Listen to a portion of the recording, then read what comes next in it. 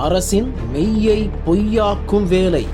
மக்களுக்காகத்தான் அறநிலையத்துறை, மக்களை ஏமாற்றும் வேலை. திருப்பரங்குன்றம் பகுதி 42 கிராம மக்கள் வார்னிங்.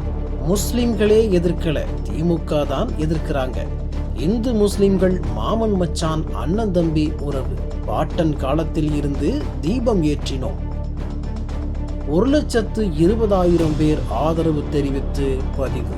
தீபம் ஏற்றுவோம் என டி-ஷர்ட் அணிந்து ஆதரவு. நீதிமன்ற உத்தரவின்படி திருப்பரங்குன்றம் மலை உச்சியில் தீபம் ஏற்ற வேண்டும் என சமூக வலைதளங்களில் வாக்கெடுப்பு நடத்தப்பட்டதில் 1,20,000 பேர் ஆதரவு வாக்களித்துள்ளதாக இந்து முன்னணி சமூக வலைதள பக்கத்தில் பதிவு செய்யப்பட்டுள்ளது. திருப்பரங்குன்றம் மலை உச்சியில் உள்ள தீபத்தூணில் திருக்கார்த்திகை அன்று தீபம் ஏற்ற ஹைகோர்ட் மதுரை கிளை உத்தரவிட்டது. அதை தமிழக அரசு ஏற்க மறுத்தது. அடுத்தடுத்து தொடுக்கப்பட்ட வழக்கிலும் தீபம் ஏற்ற உத்தரவிட்டதை தமிழக அரசு பொருட்படுத்தவில்லை. ஏற்கனவே திருப்பரங்குன்றம் மலையில் ஆடு கோழி பலியிடுவதை தடை செய்யக்கூடிய விவகாரத்தில் தமிழக அரசின் நிலைப்பாடு சர்ச்சையை ஏற்படுத்திய நிலையில் ஹைகோர்ட் மதுரை கிளை தலையிட்டு தடை விதித்தது. இந்த சூழ்நிலையில் மலை உச்சியில் உள்ள தீபத்தூணில் மீண்டும் தீபம் ஏற்ற தமிழக அரசு அனுமதி மறுப்பதோடு அது ஆங்கிலேயர் காலத்தின் நில அளவை கல் என்று கூறி வருகிறது.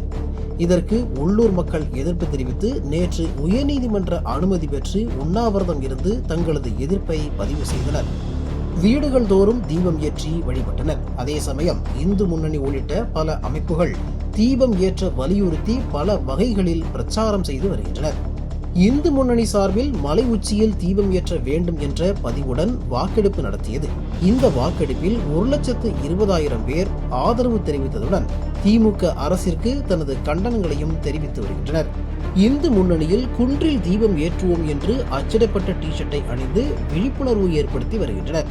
அதேபோல் வாட்ஸ்அப் ஸ்டேட்டஸிலும் டிஸ்பிளே பிக்சராகவும் அங்கெங்கே தீபம் ஏற்றுவோம் என வாசகத்துடன் கூடிய படத்தை வைத்துள்ளனர். இந்துக்கள் தாங்களாகவே முன்வந்து செய்வதால் நிச்சயம் முருகன் அருளால் தீபம் ஏற்றும் கட்டாயத்திற்கு திமுக அரசு வரும் என இந்து முன்னணியினர் தெரிவித்தனர். மலை உச்சியில் தீபம் ஏற்ற கோரி திருப்பரங்குன்றம் ஊர் பொதுமக்கள் சார்பாக நேற்று நடத்திய உண்ணாவிரத போராட்டத்தில் தமிழக அரசுக்கு கடும் கண்டனத்தை பதிவு செய்தனர். இதுவரைக்கும் இவங்க சட்ட ஒழுங்க மதிக்காதனாலதான் சட்ட ஒழுங்கு பிரச்சனை வரும். அது அரசாங்கம் ஏற்று அது அன்னைக்கு வந்தது உங்களுக்கே தெரியும். அங்க வந்தது நேரம் வந்தாங்க, ஏத்த போனாங்க. நீங்க எல்லாம் போகாதீங்க, கோயில் ஏத்துவாங்க. அப்படிதான் ஏத்துறோம்னு சொல்லிட்டு இது ஏமாத்துவாங்க.